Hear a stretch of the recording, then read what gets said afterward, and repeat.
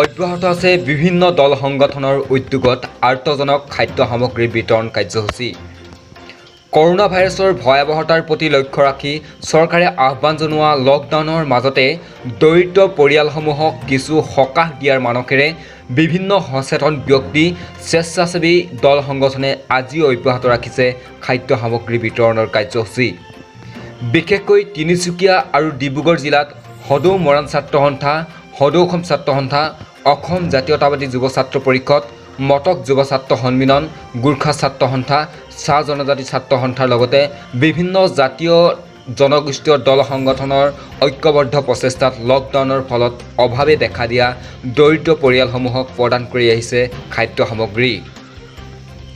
বুধবাৰেও তিনিচুকীয়া জিলাৰ ঢলাৰ ছৈখোৱা অঞ্চলৰ বৰমুৱা গাঁও আৰু বৃহত্তৰ কৰ্দৈগুৰি অঞ্চলৰ 4খনকৈ গাঁৱৰ প্ৰায় 4 শতাধিক দৰিদ্ৰ জনতাক কিছু খাদ্য সামগ্ৰী প্ৰদান কৰি আংশিকভাৱে সকাহ দিয়ে।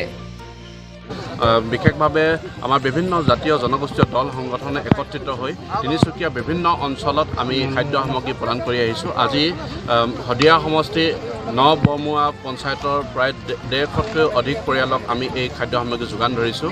আৰু আমাৰ এটা উদ্দেশ্য যে কি হ'ল, আজিৰ তাৰিখত কোনো কাৰণতে যাতে কোনো এটা পৰিয়ালে লঘোণে থাকিবলগীয়া নহয় তাৰ ব্যৱস্থা আমি কৰিব লাগিব। আৰু সেইকাৰণে সকলো দল সংগঠন ব্যৱসায়ী সমাজ আমি একত্ৰিত হৈছোঁ আৰু চৰকাৰক আহ্বান জনাইছোঁ যে যাতে চৰকাৰে সকলো দিশ খুঁটি নাটি মাৰি তেওঁলোকে বিবেচনা কৰি যে প্ৰতিটো পৰিয়ালক যাতে সহযোগিতা চৰকাৰে কৰে, প্ৰতিটো সমস্যা সমাধান কৰিবৰ কাৰণে চৰকাৰে যাতে আগবাঢ়ি আহে তাৰ কাৰণে আমি চৰকাৰৰ ওচৰত দাবী জনাইছোঁ।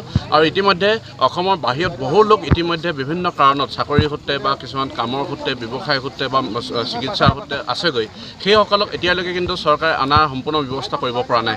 সেইসকল আজিৰ তাৰিখত আজিও হায়দৰাবাদৰ পৰা প্ৰায় 40জনতকৈ অধিক লোকে আমালৈ যোগাযোগ কৰিছে। গতিকে সেইসকলক অনাৰ ব্যৱস্থাৰ কাৰণে চৰকাৰৰ ওচৰত আমি আহ্বান জনাইছোঁ যাতে আমাৰ অসমৰ কোনো এগৰাকী মানুহে সমস্যাৰ সন্মুখীন হ'ব নোৱাৰে আৰু আমি সকলোৱে যাতে ঐক্যবদ্ধভাৱে আমি যুঁজিব পাৰোঁ। কৰোনা ভাইৰাছৰ বিৰুদ্ধে যুঁজি কৰোনাৰ বিৰুদ্ধে আমি মানৱ জাতিক জয় কৰাব পাৰোঁ, তাৰ কাৰণে আমি সকলোৱে ঐক্যবদ্ধভাৱে আগবাঢ়িব লাগিব, সেই কথাখিনি আহ্বান জনাইছোঁ।